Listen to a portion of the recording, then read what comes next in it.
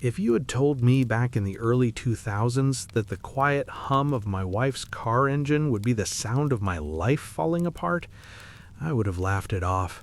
I thought I was living the typical suburban dream, a modest house, 2 beautiful kids, and a marriage that, while not perfect, felt stable enough to last. I was wrong. I was so unbelievably wrong. Back then, our kids were 4 and 6, old enough to chatter nonstop, young enough to still think their parents were the center of the universe.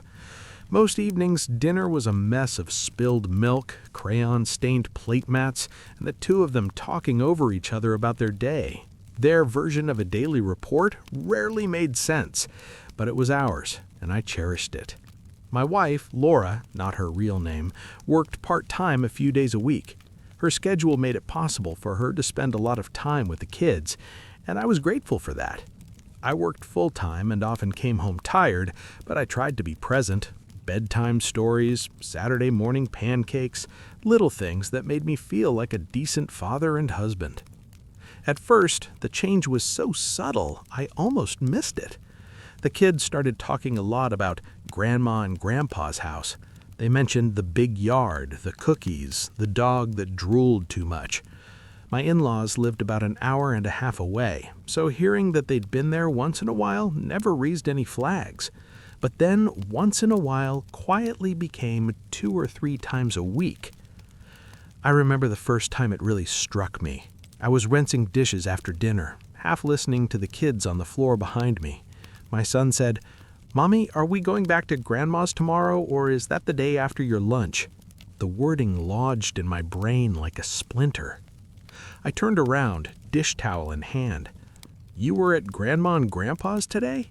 Both kids nodded enthusiastically. "We saw the big truck," my daughter said, waving her arms.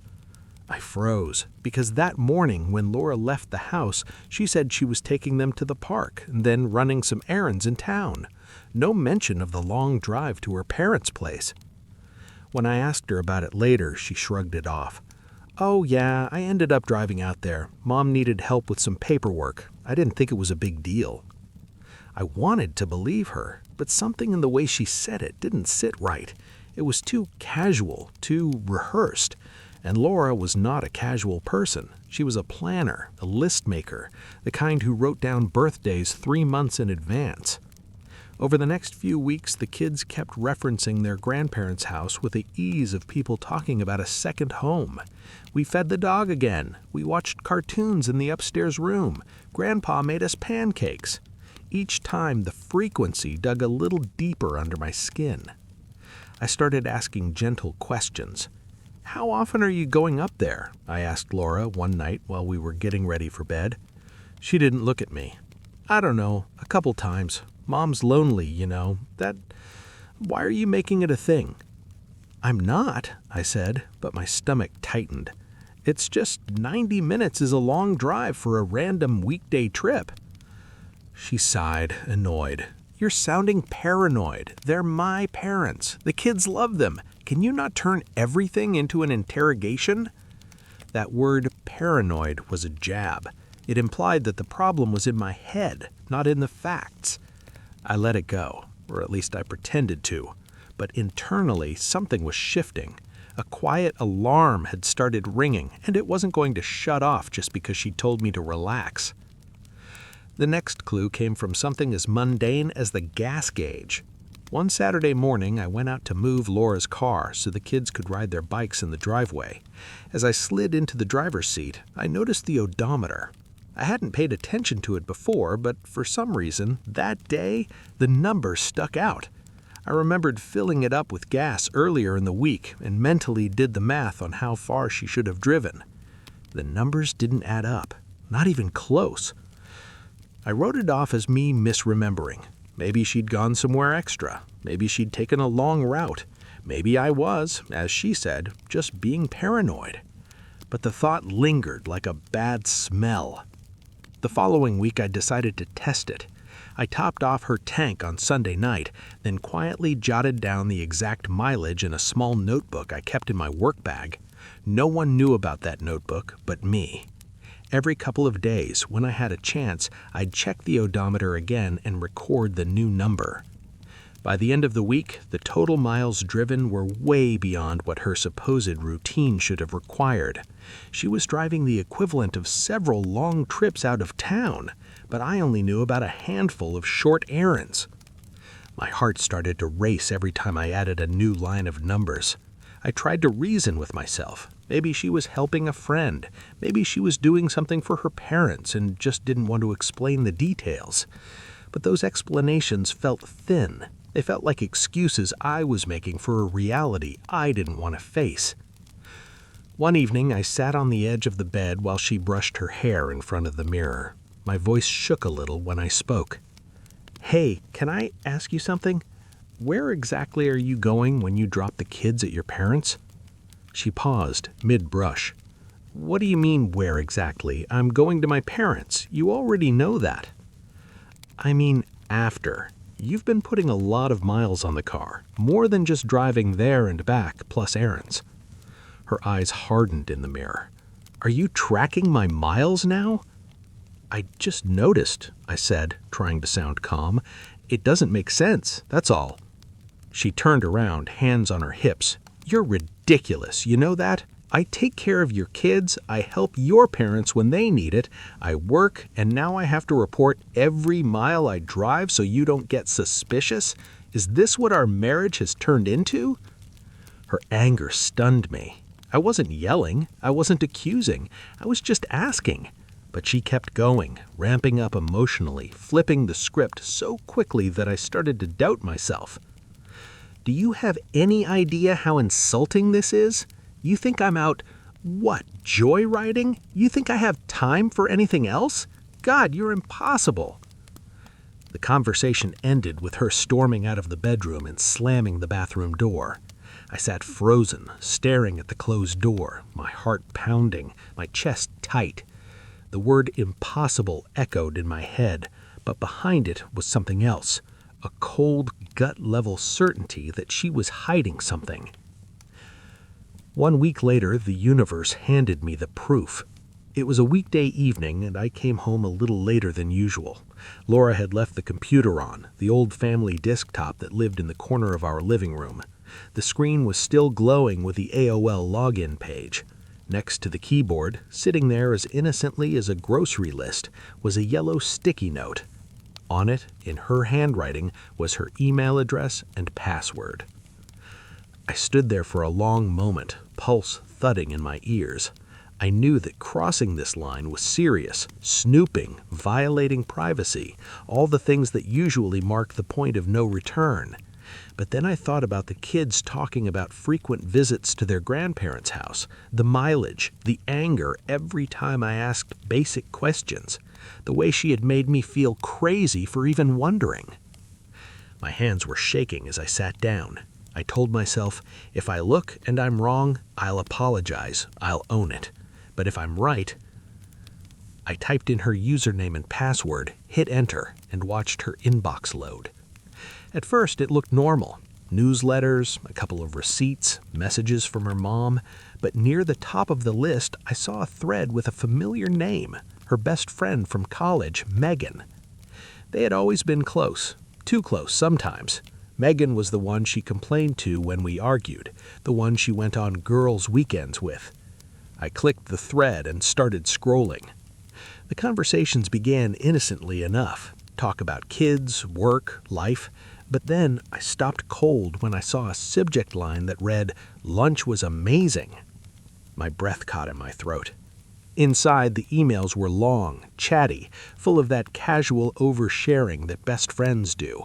Except this time, the oversharing wasn't about recipes or office drama.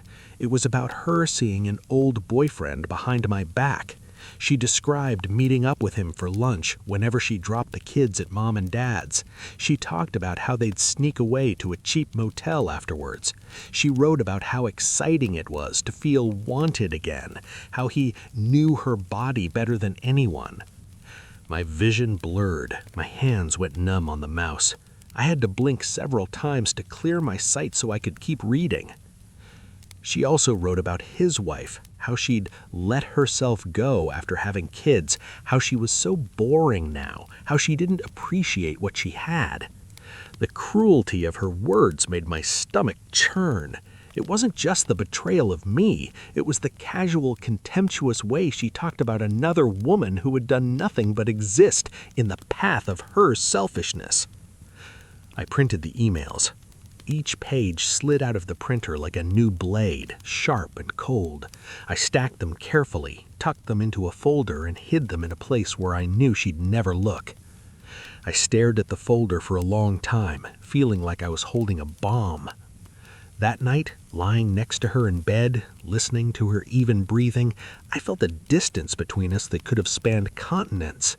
She reached over in her sleep and rested a hand on my arm like she had done 100 times before. I stared at the ceiling, my heart pounding, thinking, "You don't get to touch me like nothing is wrong." I didn't sleep much after that. The next morning, while she got the kids ready, I moved through the motions like a ghost. I kissed the kids goodbye, drove to work, and sat at my desk, staring blankly at my computer screen. I knew now. This wasn't in my head. It wasn't paranoia. It was facts and timestamps and subject lines. Still, there were details missing. I knew she was cheating, but I didn't know everything. Who exactly was this man? Where did he live? Was he really married with kids like she said? What did he do? How often was this happening? I needed more than a stack of printed emails. I needed an irrefutable proof. I needed the full picture. Because if I was going to do something about this, I wasn't going to stumble blindly.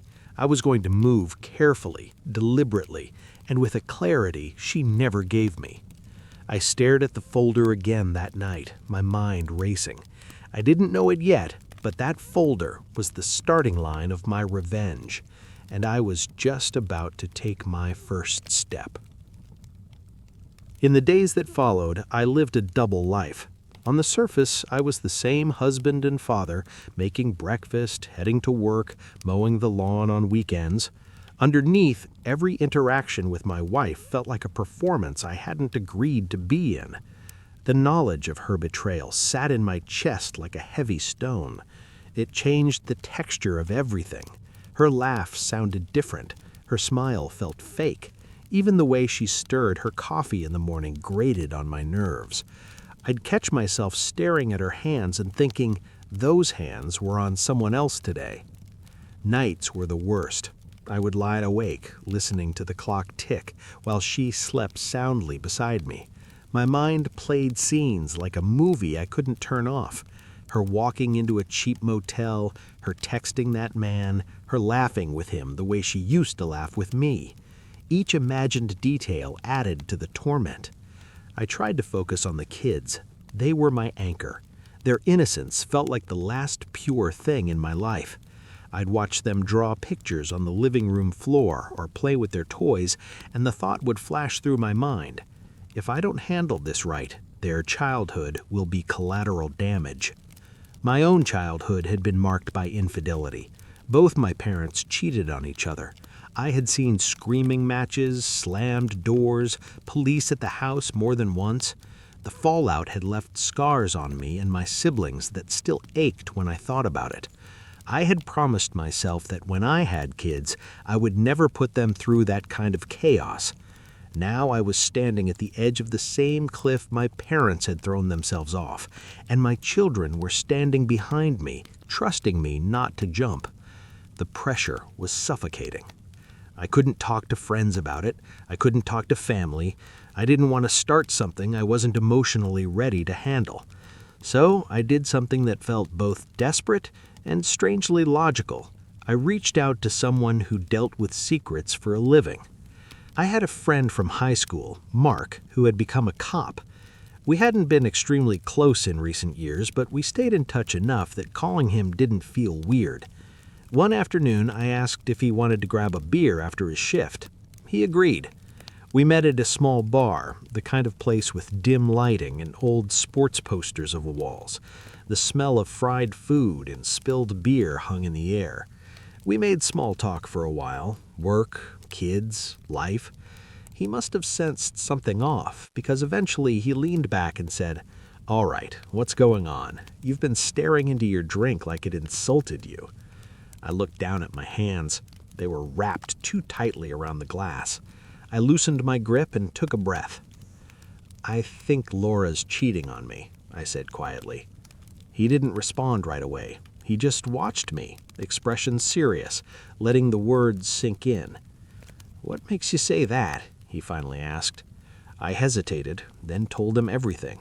The kids mentioning their grandparents, the mileage on the car, the angry defensiveness, the emails. I didn't give him every explicit detail, but I gave him enough. When I finished, he shook his head slowly. "Man, I'm sorry." I swallowed hard. "I need proof, real proof, not just emails.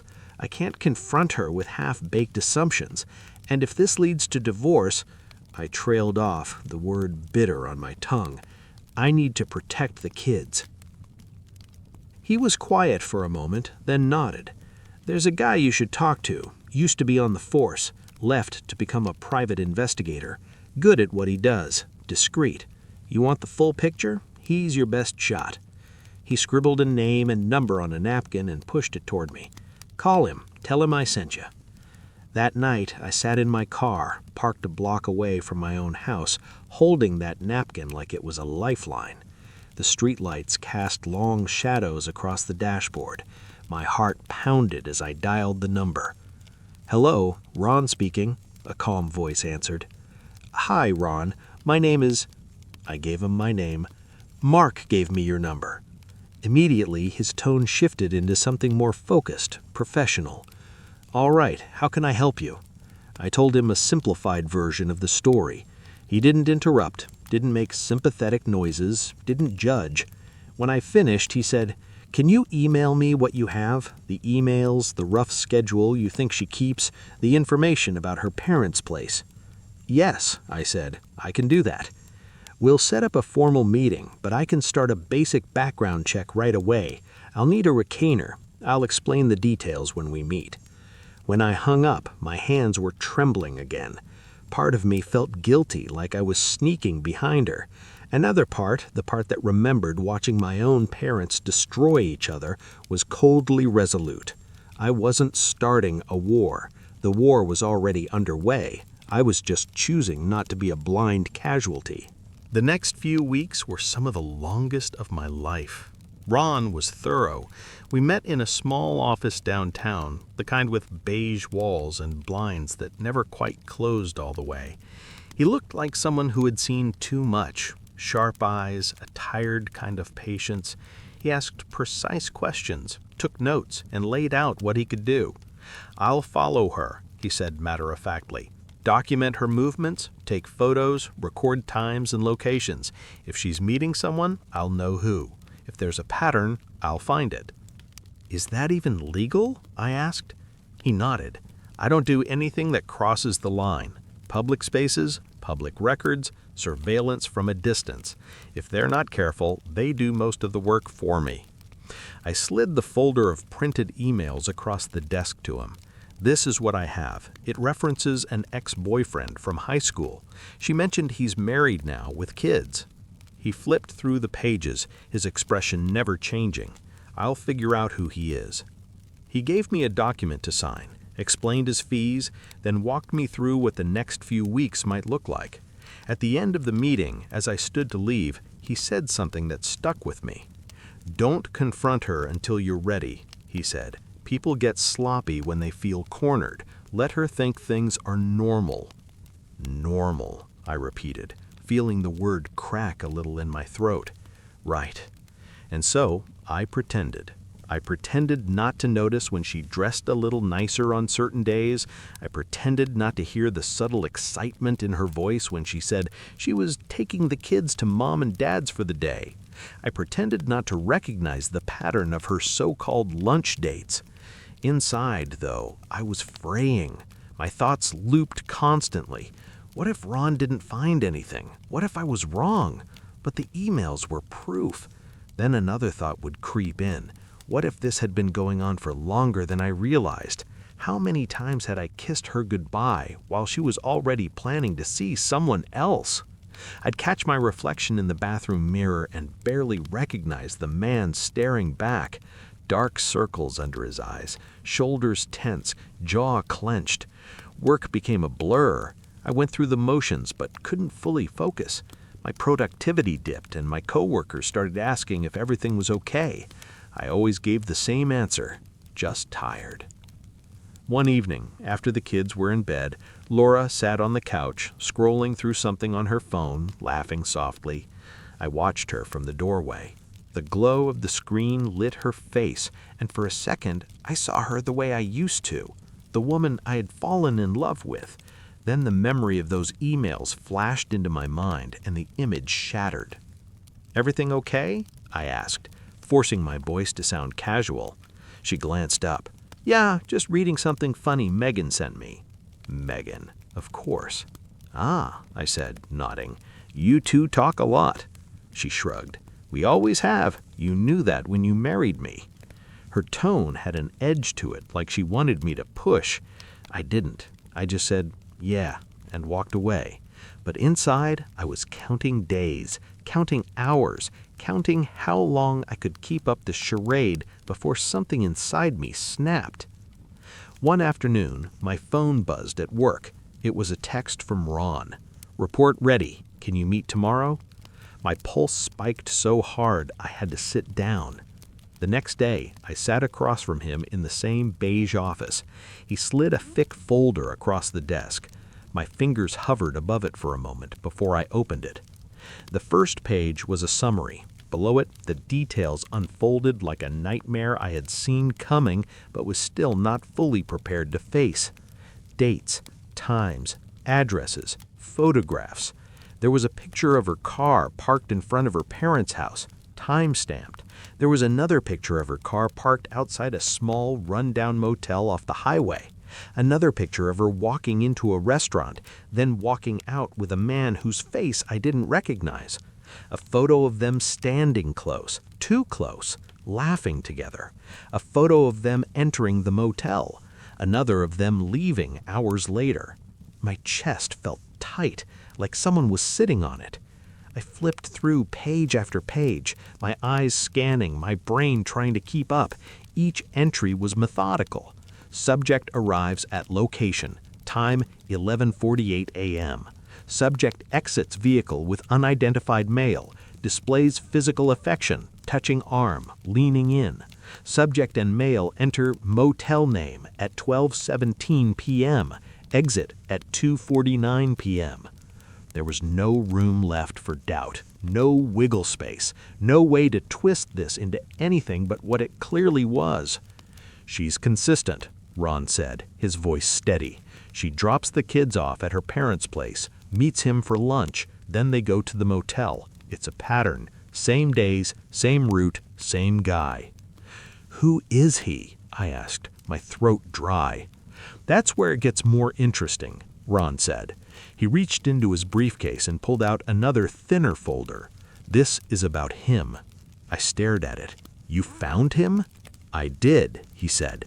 "Name's Bob, married, 3 kids, lives about 30 minutes from that motel, works as a BP of sales at his father-in-law's company. His wife's parents own both the company and the house they live in." I blinked, trying to process all of this. His father-in-law is his boss? Essentially, his wife's family signs his paychecks and owns the roof over his head. The implications began to click in my mind like dominoes.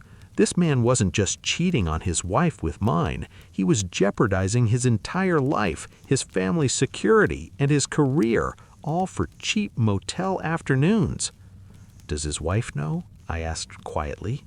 "Not yet," Ron replied, "as far as I can tell. But that's not hard to change." I sat back, folder in my lap, the weight of the information pressing down on me. My heart was hammering, but somewhere beneath the hurt, beneath the rage, something else was stirring. A sense of control. For weeks I had been drowning in uncertainty, feeling like life was happening to me. Now, for the first time, I had something solid in my hands. Proof, facts, leverage. That night, after the kids fell asleep, Laura and I sat in silence on the couch, a sitcom playing unwatched in the background. She scrolled on her phone. I stared at the TV without really seeing it. My mind wasn't on the screen. It was on Ron's report. I thought about my kids, the sleep upstairs. I thought about my own childhood and the chaos I had lived through. I thought about how I could break this cycle without setting everything on fire. And then the thought came, clear and sharp. Enough. I'm going to act. I wasn't going to scream. I wasn't going to throw things. I wasn't going to create the same emotional battlefield my parents had. I was going to plan. The decision to act didn't come with fireworks or dramatic music. It came quietly, like a switch being flipped in a dark room. One moment I was drowning, the next I was standing on solid ground, cold and focused. The first step was obvious. I needed a lawyer. I made the call for my car on my lunch break, parked in a far corner of the lot where no one would overhear me. My voice shook a little when I asked the receptionist if they handled divorce cases. She said yes, and we scheduled a consultation. Walking into that law office felt surreal. The walls were lined with certificates and framed documents, the floor covered in bland carpet. The lawyer, a woman in her 40s with sharp eyes and a calm demeanor, shook my hand and invited me to sit. "What brings you in today?" she asked. I took a deep breath. My wife is having an affair. Her expression didn't change. She'd heard this before. "Tell me what you know." I handed her copies of Ron's report and the printed emails. She reviewed them, flipping through page after page with practiced efficiency. "This is solid documentation," she said eventually. "You've done your homework." A bitter laugh escaped my throat. I had help. She nodded. "In this state, fault doesn't make as much of a difference in terms of division of property as people think. However, it can still be relevant in certain contexts and negotiations, especially when it comes to leverage and behavior patterns.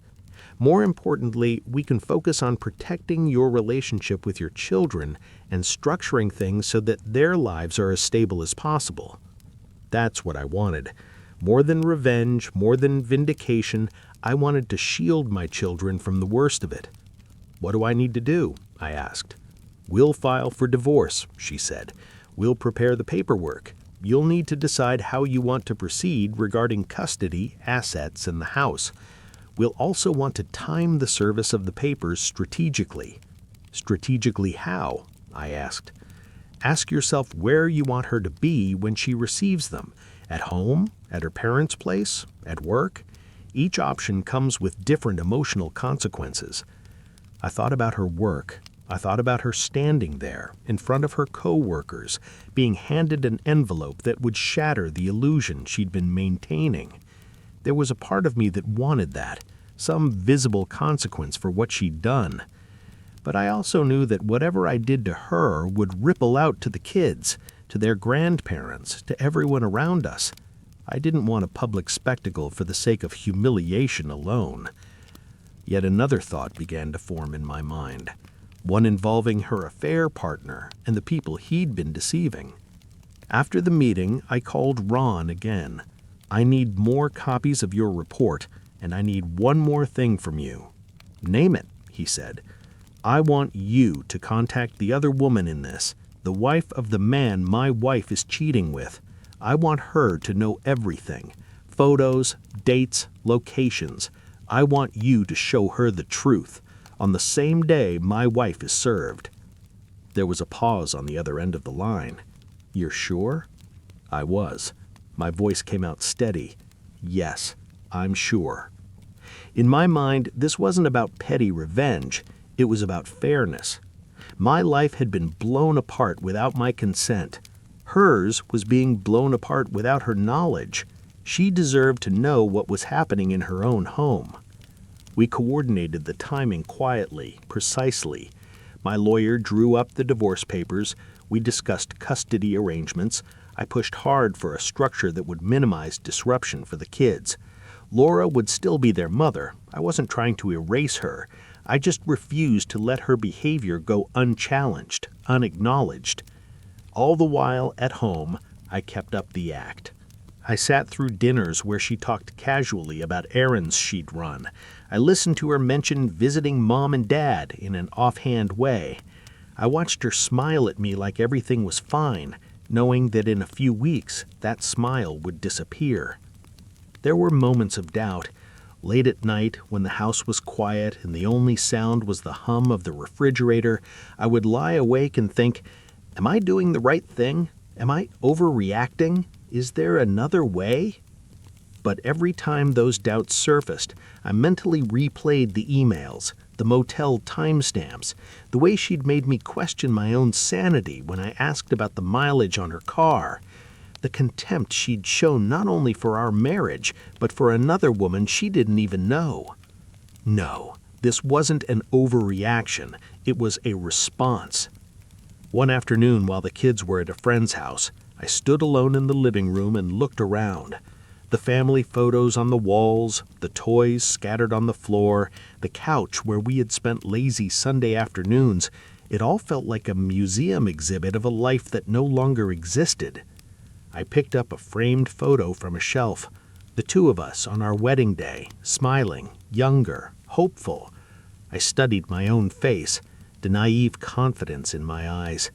I wanted to reach into the picture and warn that man, but I couldn't.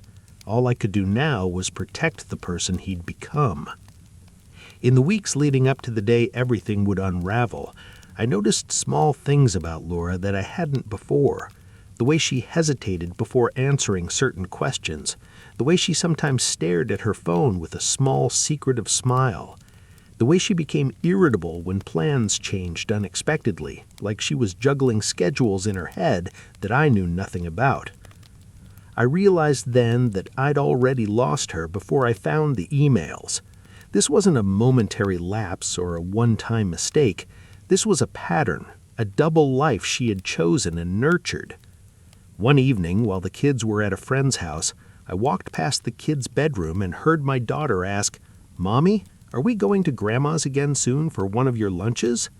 I froze in the hallway, just outside the doorway, out of sight. "Maybe," Laura said casually. "Why?" "Because you're always so happy after," my daughter replied. Those words hit me harder than anything I'd read in an email or seen in a photo. My kids had accepted her cheating routine as part of their normal life. They didn't know what was happening, of course, but they could feel the pattern. They saw that their mother was always happy after those days. Something in me hardened. This affair wasn't just between two consenting adults. It was built on the backs of two families, two kids, and years of lies. If I stayed passive, I was complicit in letting that lie shape my kids' reality.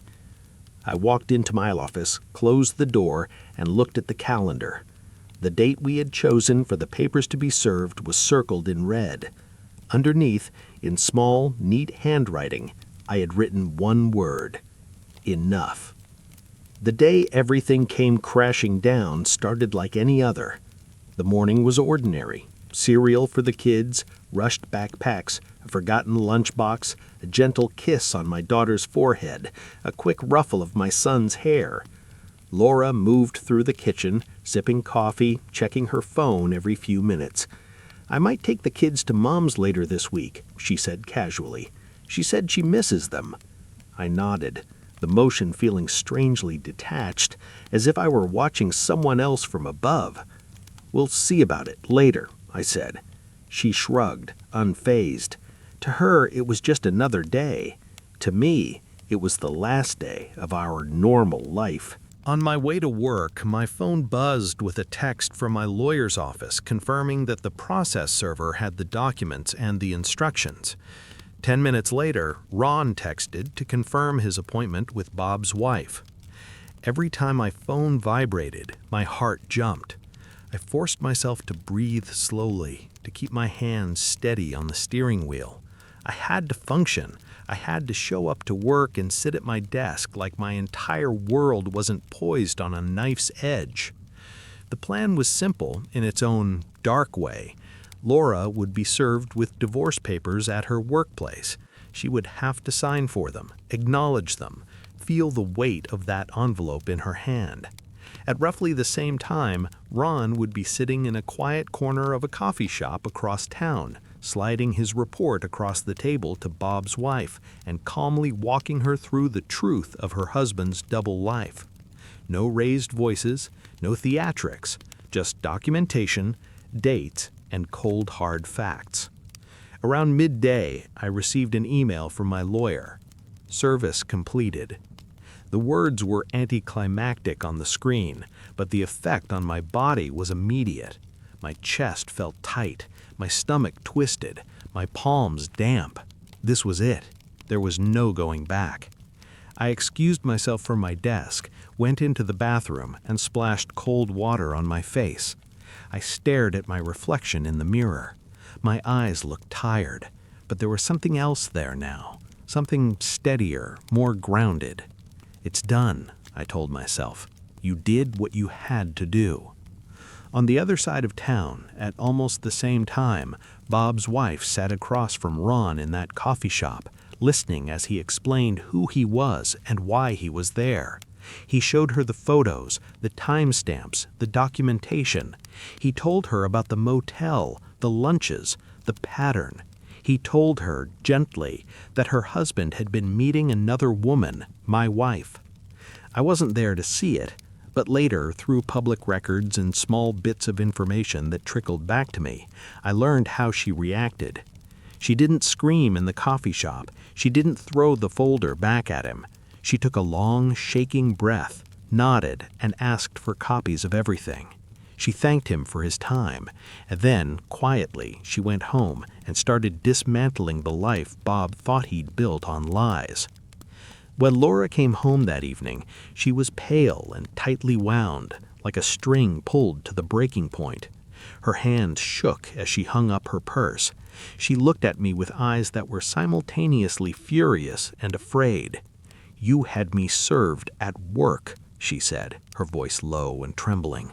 "I did," I replied, keeping my tone as steady as I could.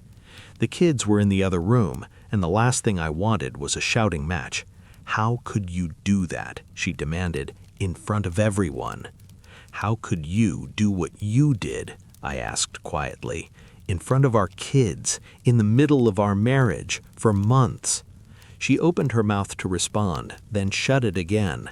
For a brief moment, something like guilt flickered across her face. Then it hardened into anger. "You had no right to go through my emails, to spy on me, to hire someone to follow me. That's sick." "Sick," I repeated, the word tasting bitter. "You think that's worse than sneaking around behind my back, than dragging our kids into your routine so you could meet your high school boyfriend at a motel?" She flinched at the phrase high school boyfriend. Her eyes narrowed. "You don't get it. You never got it. I was unhappy. I felt invisible. You were always working, always tired. I needed something for myself. And instead of telling me, you chose to lie. Not just to me, to him, to his wife, to our kids. That's what you chose for yourself." The conversation ended there, not with resolution, but with a kind of exhausted stalemate. We both knew that whatever words we used, the divorce papers on the kitchen counter spoke louder. As for Bob, his world imploded spectacularly. His wife wasted no time. According to the court documents that would later become public, she emptied their joint bank account, took the kids, and left. She filed for divorce, backed by a thick folder of evidence courtesy of Ron. Her parents, who owned the company where Bob worked and the house that they lived in, were less than impressed to learn that their son-in-law had been risking not only their daughter's emotional well-being, but also their family's reputation and stability. He was fired from his VP role. He was evicted from the house. His income, his home, his family, gone in rapid succession. Their divorce was ugly. The records describe heated arguments, emergency hearings, restraining orders, and more than one incident that escalated enough for the police to get involved. In one particularly volatile confrontation, Bob showed up at the house to argue with his wife. Her brother stepped in to protect her, and things turned physical. Bob walked away from that encounter with a broken nose and a criminal charge. There were more incidents after that: harassment, violations of restraining orders, nights spent in jail. Over time, his presence faded from public view. He eventually left the state, and as far as I can tell, he disappeared into a life far smaller and lonelier than the one he had tried to live on borrowed time and broken vows. His ex-wife, on the other hand, rebuilt her life piece by piece.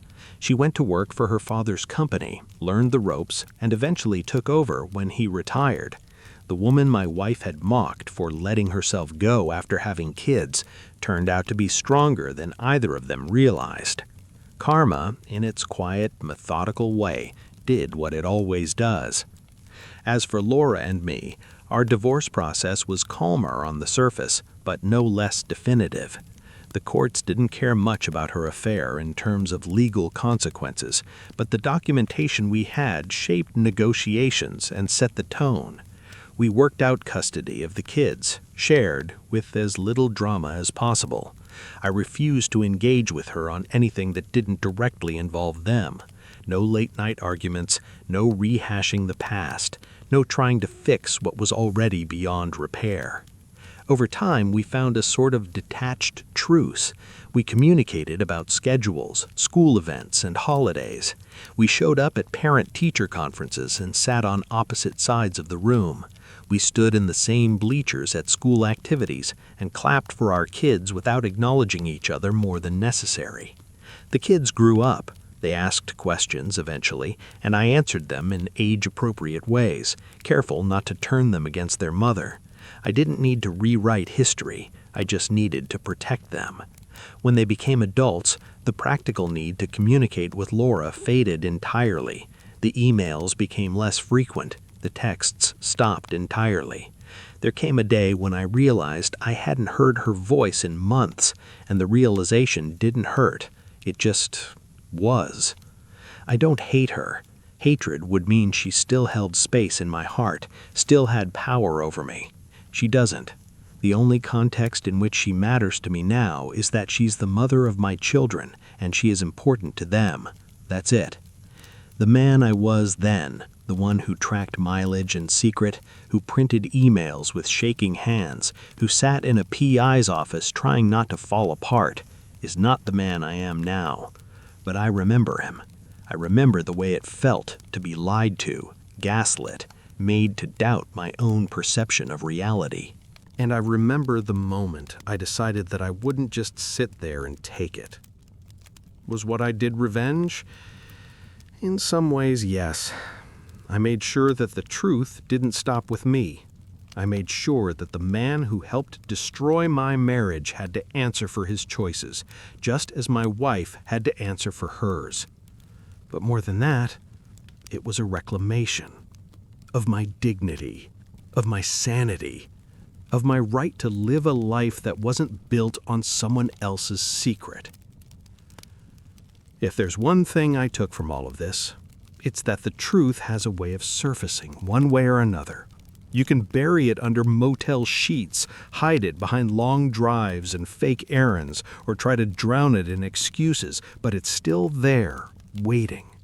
And when it finally comes up for air, you have a choice.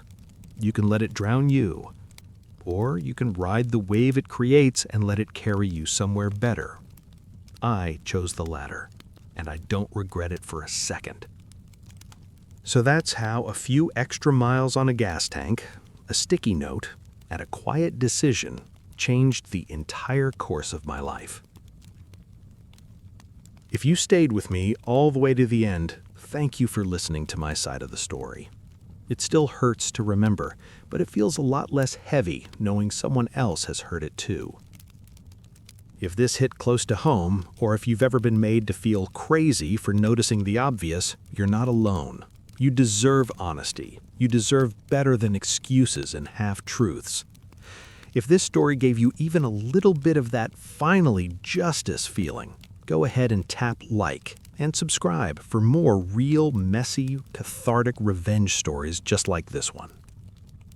And before you go, tell me in the comments, would you have exposed the affair partner to his wife like I did? Or would you have walked away quietly and never looked back?